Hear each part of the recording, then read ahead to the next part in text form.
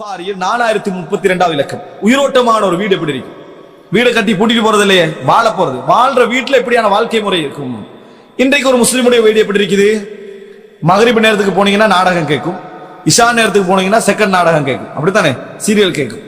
காலையில போனீங்கன்னா செய்தி வாசிப்பு கேட்கும்.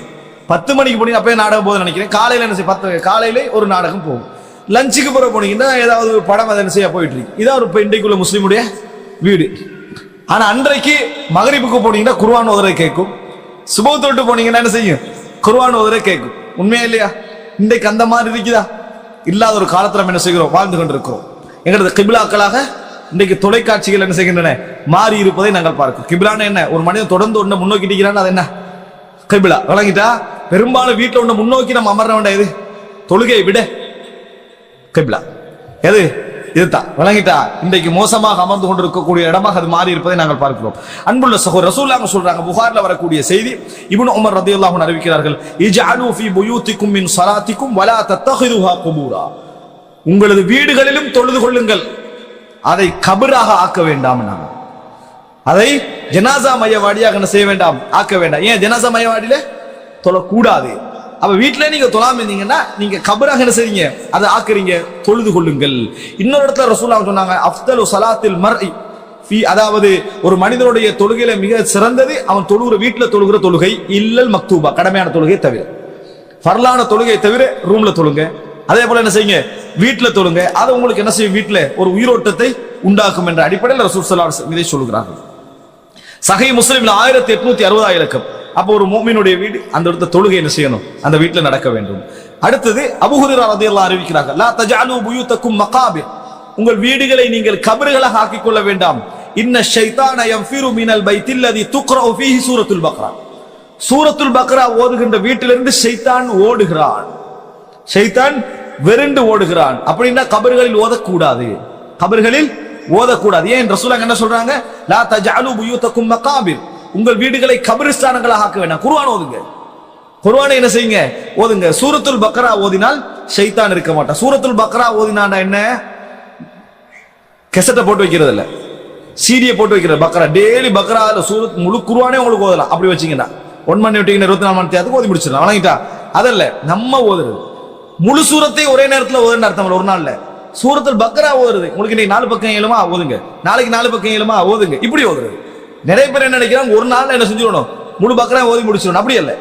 ஓதப்படுகின்ற வீடு, அந்த வீட்டுல வளமை என்ன இருக்குது, சூரத்துல் பக்ரா ஓதுகின்ற வளமை என்ன செய்கிறது, அந்த வீட்டுல இருக்கிறது. அதுல இருந்து ஷைத்தான் என்ன செய்கிறான், வெறுண்டு ஓடுகிறான். இரண்டாவது சூரத்துல் பக்ரா.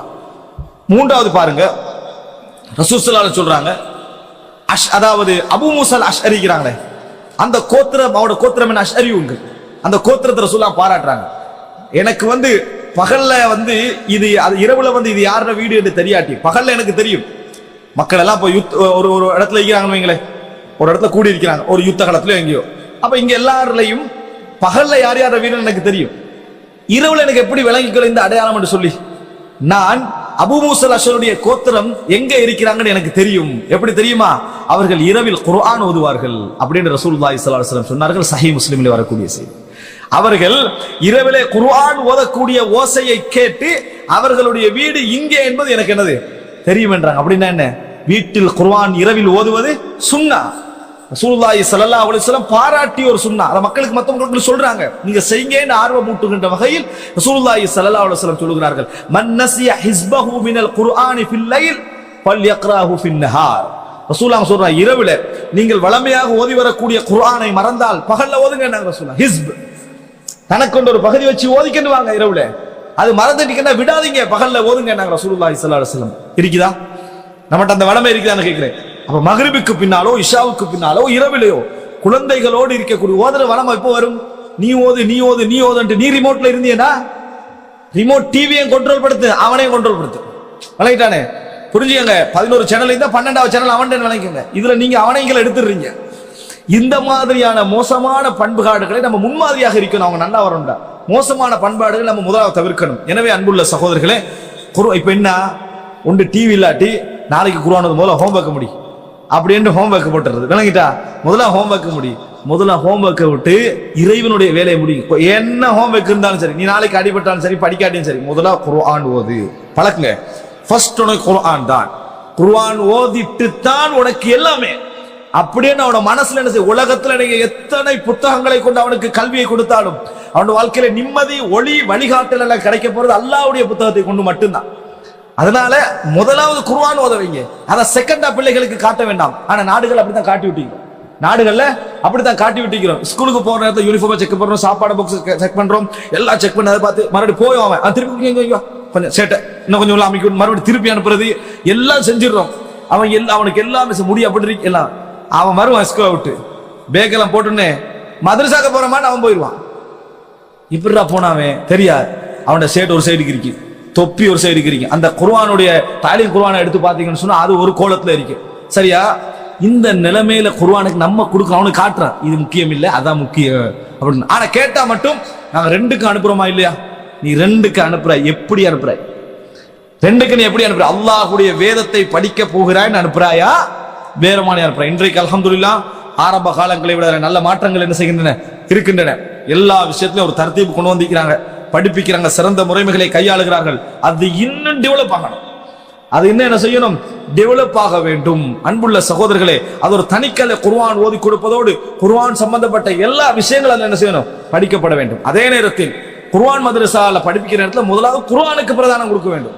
ஹதீஸ் பாடமாக்குறது, ஃபிக்கு, அதெல்லாம் பிறகு. குர்ஆன் மதரசா என்ன செய்யறாங்க, துவா பாடமாக்குதல், ஃபிக்கு பாடமாக்குதல், சட்டங்களை சொல்லி நல்லது.